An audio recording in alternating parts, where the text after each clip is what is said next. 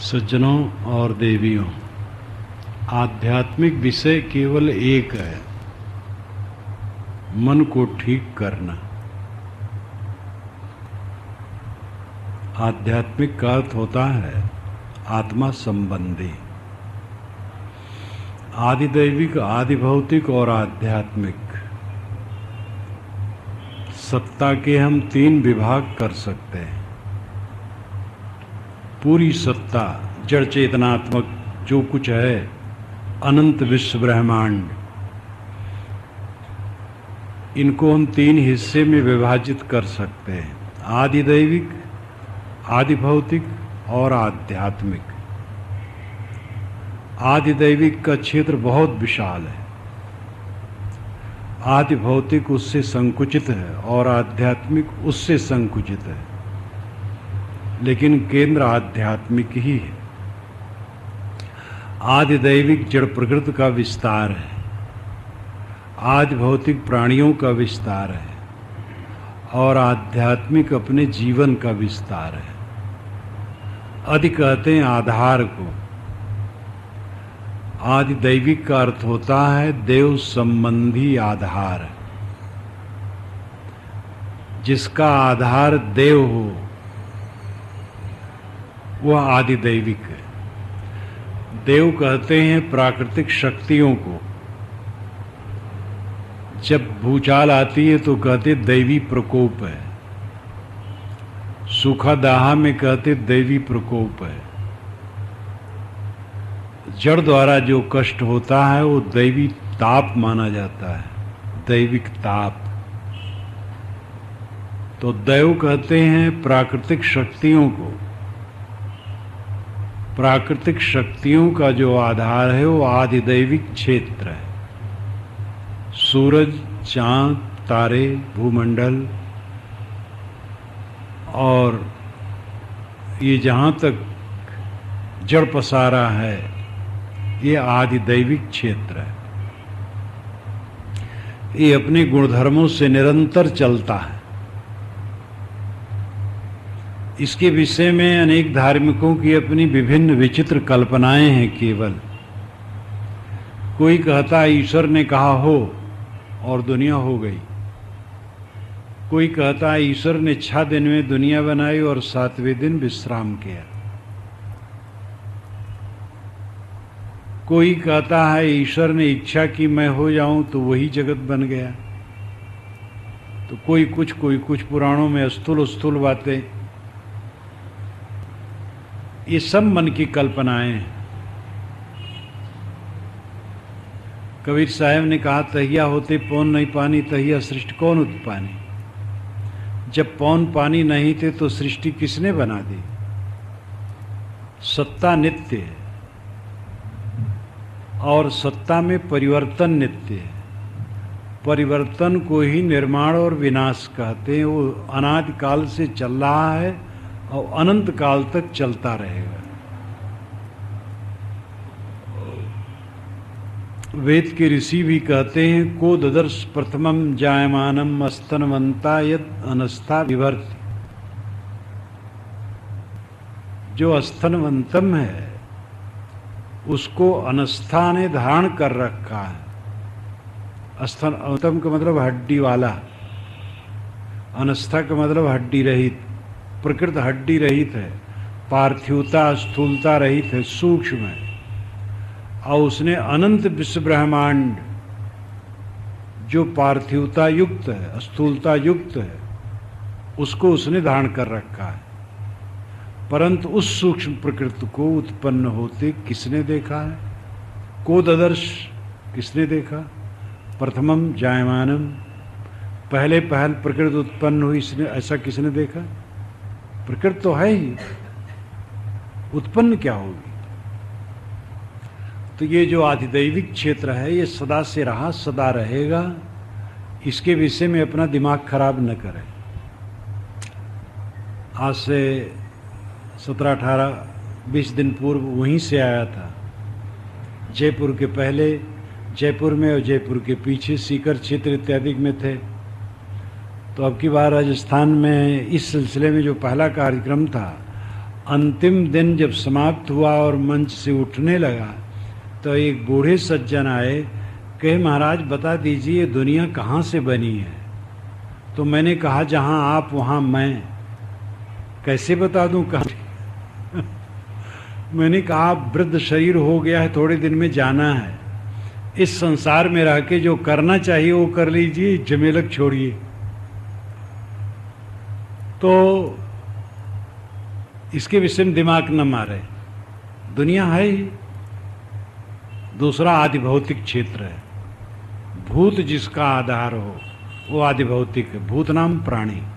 वैसे भूत तत्वों को भी कहते हैं और भूत बीते समय को कहते हैं, भूत भूत प्रेत को भी कहते हैं जो काल्पनिक हैं। लेकिन यहां भूत का अर्थ है प्राणी, भौतिक क्षेत्र, आदि भौतिक क्षेत्र दूसरा हिस्सा है इस सत्ता का, प्राणियों का क्षेत्र। इसमें ज्यादा ध्यान देने योग्य है। प्राणियों से हिल मिल के रहना, कहीं कटुता न पैदा करना,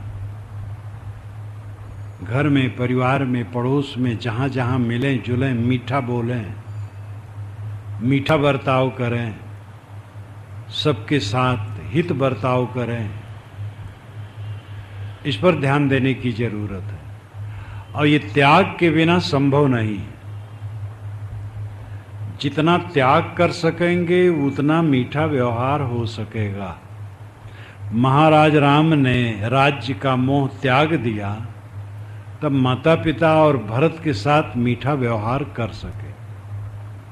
भरत ने राज्य का मोह त्याग दिया तो भाई राम के प्रति मीठा व्यवहार कर सके। कारण कारज की सर्वत्र व्यवस्था है, कुछ होने से कुछ होता है, अचानक नहीं होता है। अगर कोई किसी का हक मार रहा है तो उसमें कारण है लोभ, और लोभ जब तक रहेगा तब तक वो पाप करेगा, चाहे पिंडांडिक दृष्टि से चाहे ब्रह्मांडिक दृष्टि से, छोटे अंशों में या बड़े अंशों में। बड़े बड़े घोटाले होते हैं, अंतर्राष्ट्रीय बदमाशियां उभरती हैं और छोटी छोटी चोरियां होती हैं। लोभ सब में कारण है, कारण से कार्य होता है। समता और शील का बर्ताव तभी संभव है जब अहिंसा, प्रेम, त्याग ये सब भाव आएगा। और जब तक ये भाव नहीं आएगा तब तक नहीं होगा। तो प्राणियों के साथ मधुरता का बर्ताव। जिन लोगों के बीच में रात दिन रह रहे हैं, मीठ नहीं बोल पाते हैं,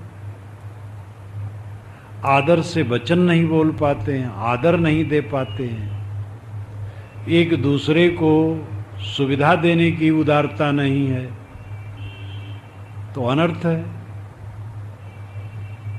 इसलिए समताशील का बर्ताव मनुष्यों के बीच में होना चाहिए। अन्य प्राणियों के लिए भी करुणा का बर्ताव होना चाहिए। मनुष्य के अलावा प्राणी, कितने मजहब वाले कहते हैं कि मनुष्य के अलावा प्राणी जितने हैं वो मनुष्यों के खाने के लिए ईश्वर ने बनाया है। लेकिन इसका प्रमाण क्या है? किताब में तो वो अपने मन से सब लिखते रहते हैं, ईश्वर की किताब में लिखा है, ये भी बड़ी धांधलेबाजी है। ईश्वर की कोई किताबें नहीं है, सब किताब मनुष्य की है। लेकिन अपनी किताब को ईश्वर लोग कह देते हैं, अपनी किताबों को सबने कुदरती कहते हैं, आसमान से गिर पड़ती। ईश्वर की किताब में लिखा है, लेखकों ने अपने ईश्वरों, भगवानों, अवतारों, देवताओं, पैगंबरों के मुंह में डाल डालकर निकाला है। जो इच्छा रही अपने गुरु और अपने आचार्य से कहलवा लिया, लिख दिया कि उन्होंने कहा है। विवेक से हमें काम लेने की जरूरत है। मनुष्य के अलावा प्राणी मनुष्यों के खाने के लिए बने हैं, ये गलत बात है। मनुष्य के अलावा तो सिंह भी हैं, कोई मनुष्य सिंह को खाएगा? सिंह है, उनको दबोच दे। ये बेचारी बकरियां दीन हैं, मुर्गे दीन हैं, गायें दीन हैं, काट खा जाते हैं, भैंसे एक बार तो एक गोभक्त नहीं थे, चुनाव भक्त थे। जब चुनाव का समय आता है तो गोभक्ति एक पार्टी को बहुत आंदोलित करती है, और वो गाय पर इतनी करुणा करते हैं कि चारों तरफ फैल जाते हैं, और जहां चुनाव खत्म हुआ बस खत्म। तो यही प्रयाग कुंभ मेले में था, 66 की बात है। तो आए, कहे महाराज भारत में गायें कटती है, ये रुकवाना चाहिए। और महाराज भैंसे कटे कोई हर्ज नहीं, भैंस ये सब राक्षस वाले हैं।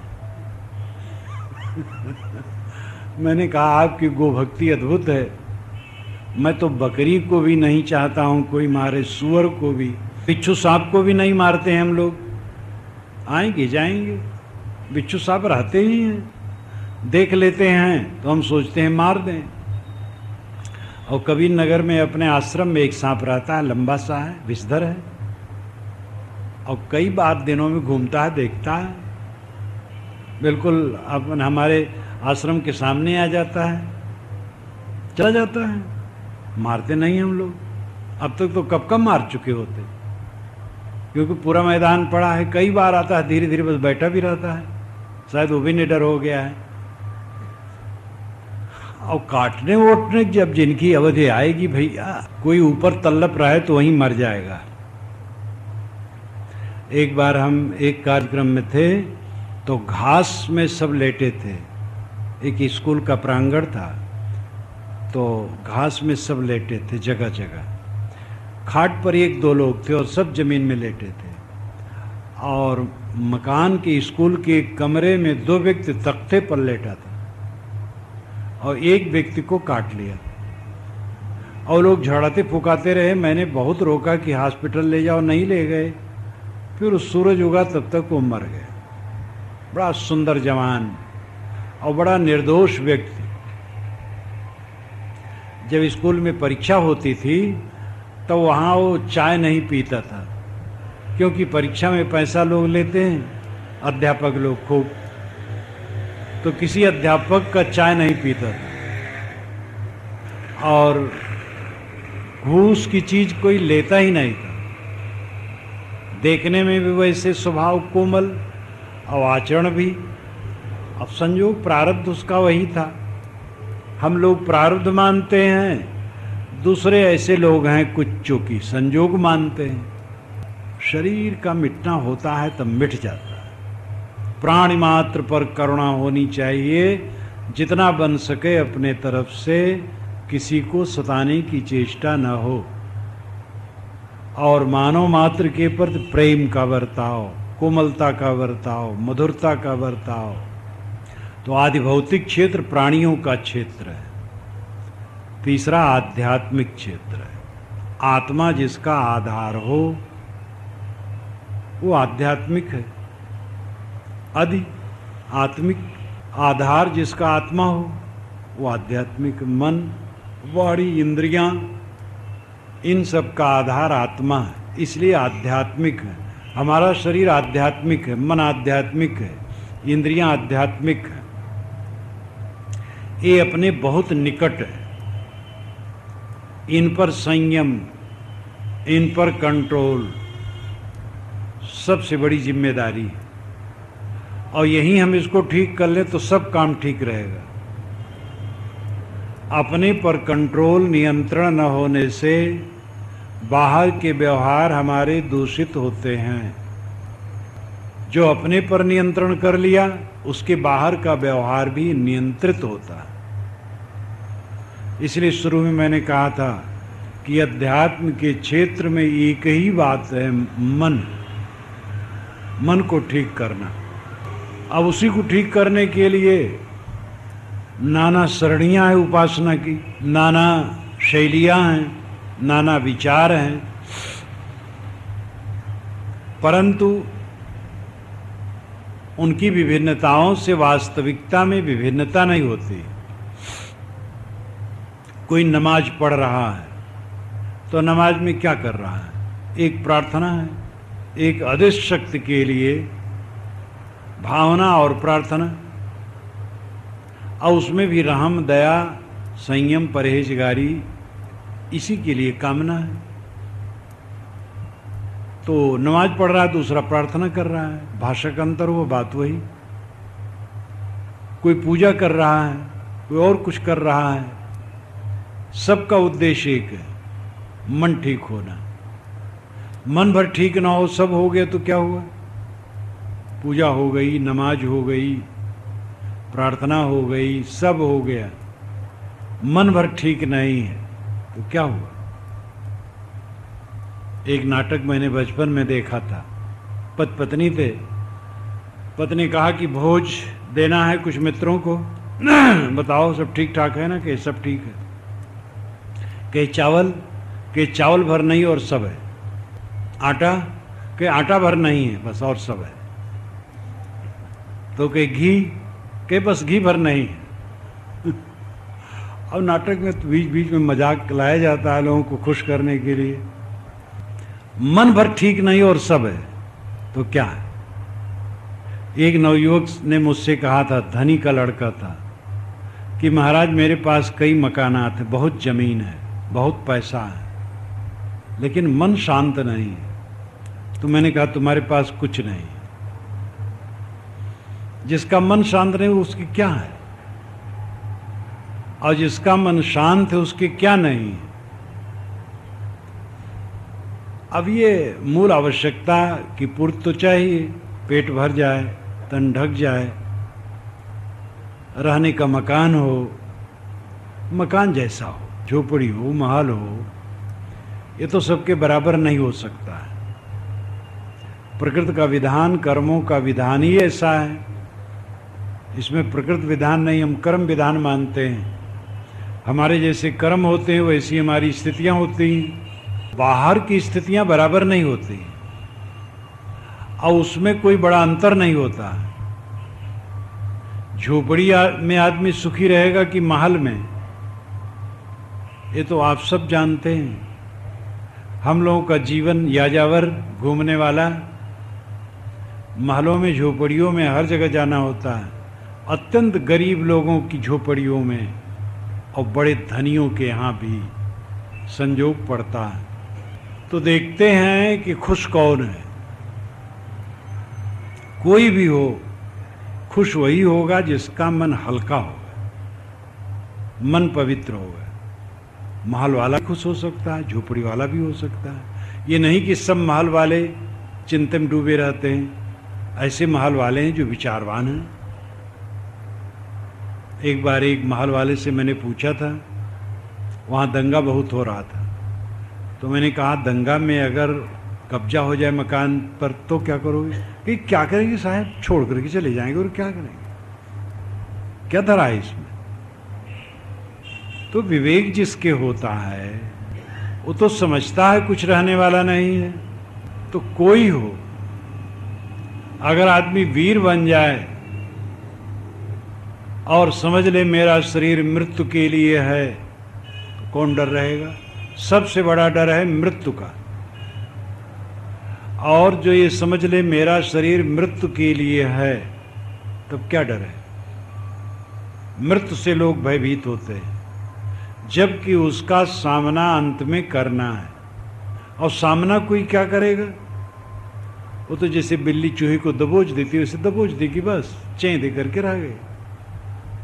इसलिए अगर अपनी खुशी से उसका वर्ण हो तो सुंदर है।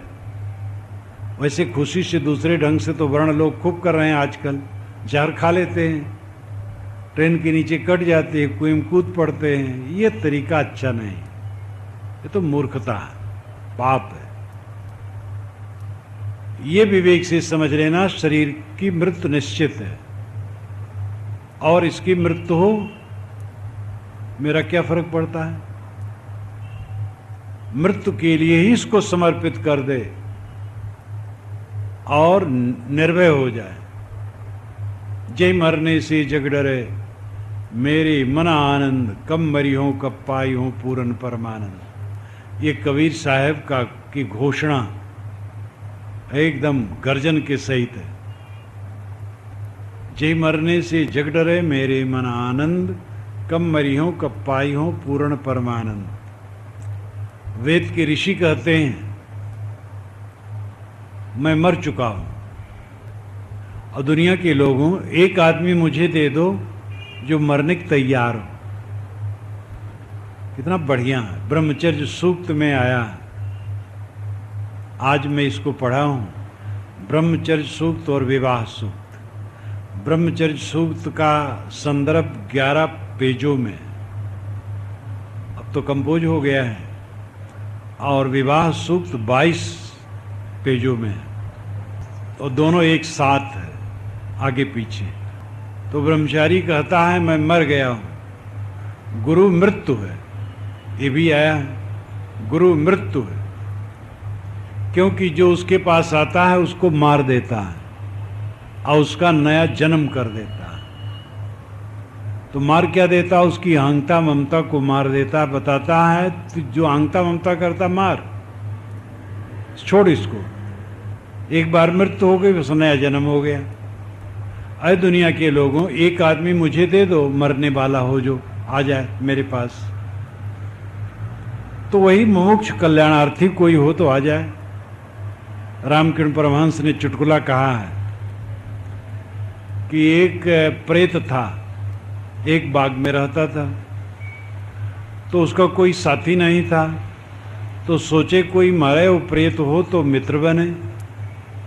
तो जब कोई पेड़ से गिरे तो वो सोचे मरेगा और प्रेत होगा।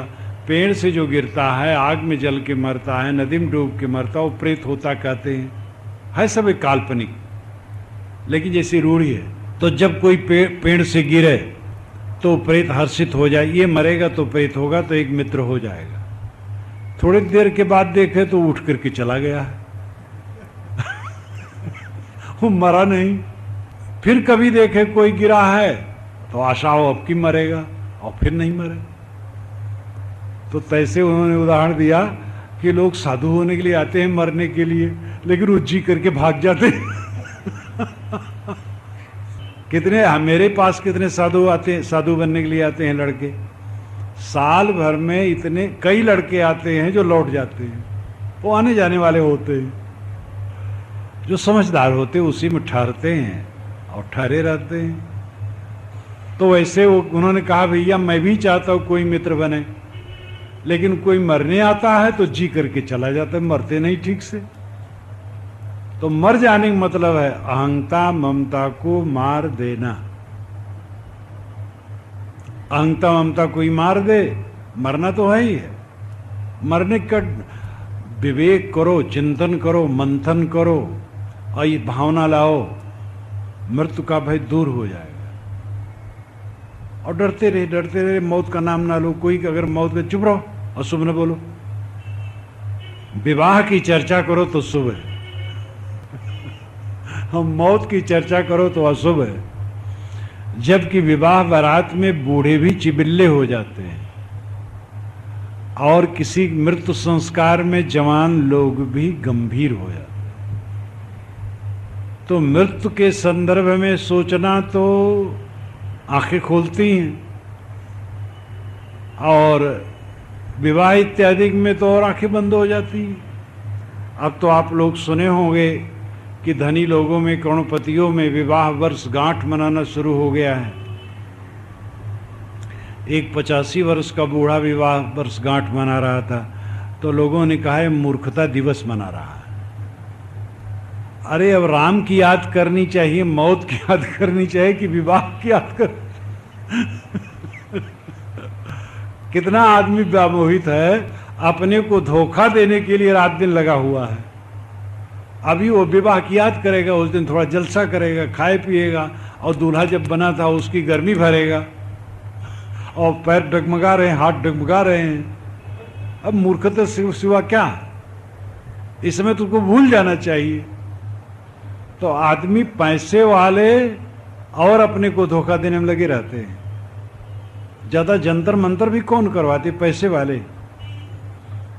यही देखो आपके प्रयाग में, इसी अर्धकुंभी में सुनता हूं लाखों रुपए का मेवा फूका गया था एक अधिकारी द्वारा। अब ये सब कितना बड़ा अनर्थ है। हवन करे कोई थोड़ा सा औषध इत्यादि, थोड़ा द्रव्य लेके कर, और चीजें हैं उसको बन सके तो गरीबों में बांटे। अब मेवे फूंक दिए लाखों रुपए का, उससे अच्छा होता कि पूरी सब्जी बनवा करके गरीबों में बंटवाते या और कोई सेवक काम करते। तो पढ़े लिखे लोगों का एक तबका और अंधा है, चारों आंखों का अंधा। साहब ने ऐसे के लिए कहा, ऊपर की दो गई ह्यू की गई है राय, कहें कबीर जाकी चायु गई ताको का उपाय। हिंदू जैन बौद्ध की ये सनक ज्यादा है, आग में फूकेंगे और पत्थर में लगाएंगे। अब देखो वहां पर कुशीनगर में विदेश से आया है पहल, सुनता हूं 500 फीट ऊंचा धातु की मूर्ति बुद्ध की बना करके स्थापित करेंगे। मैं तो किसी से 250 सुना था, फिर 500 भी सुन रहा हूं। अब सब निरर्थक क्रिया है। बुद्ध की मूर्ति, बुद्ध 3.5 हाथ के रहे होंगे, अब उतना बड़ा खड़ा करके बना दे, हो गया। और अब वो अरबों रुपया खरबों खर्च करेंगे, उससे जनता की सेवा करें। लेकिन पागलपन, हिंदू जैन बौद्ध का पागलपन हद है। ये पत्थरों में, आग में फूकने में धन बहुत लगाते हैं। मुसलमान ईसाई ऐसे पागल नहीं, वे कुछ सेवक काम करेंगे। अब हम अहंकार हमें बहुत है और दूसरे गाली देते हैं। दूसरे से हमें निर्देश लेना चाहिए, दूसरे में अच्छाइयां उनको लेना चाहिए, दूसरे में भी बुराइयां हैं उसको न ले, अपनी बुराइयां निकाले। तो ये शिक्षित कहे जाने वाले लोगों में एक तबका ऐसा है जो अर्ध विक्षिप्त ही नहीं, पूरा विक्षिप्त है और वो तथ्य को कुछ समझता नहीं। गीताकार ने यद्यपि इस पर खूब कह दिया कि ये द्रव्य यज्ञ से ज्ञान यज्ञ श्रेष्ठ है, भूत यज्ञ श्रेष्ठ है, भूत नाम प्राणी, प्राणियों की सेवा। और उन्होंने तो काफी फटकारा है ये सब के लिए। उपनिषदों में कहा है, कबीर साहब ने तो कहा ही है, लेकिन उपनिषदों में भी कहा है, दंद्रम्यमाणा पड़यंत मूढ़ांधे नियमाना यथांधा। जैसे अंधा अंधा को चलाए, ऐसे स्वाहा स्वाहा करने वाले एक दूसरे की पूंछ पकड़े भटक रहे। ये मुंडक उपनिषद में हजारों वर्ष पूर्व कहा गया। ऋषियों को बुरा लग गया था कि ये कर्मकांड इतना बढ़ गया है कि यथार्थता छोड़ दी गई है।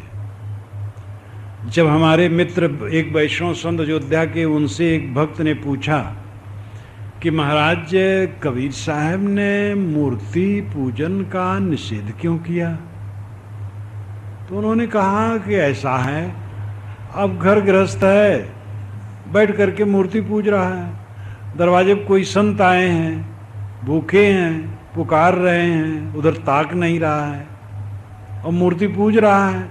तो कबीर साहब ने फटकारा है कि अरे असली भगवान तो देखो, संत आए उनको खिलाओ पिलाओ, मूर्ति क्या पूछते हो। ऐसा उन्होंने समाधान किया। बहुत समझदार हैं वो, देखते हैं आदमी कैसा हो, समझदारी से उत्तर देते हैं।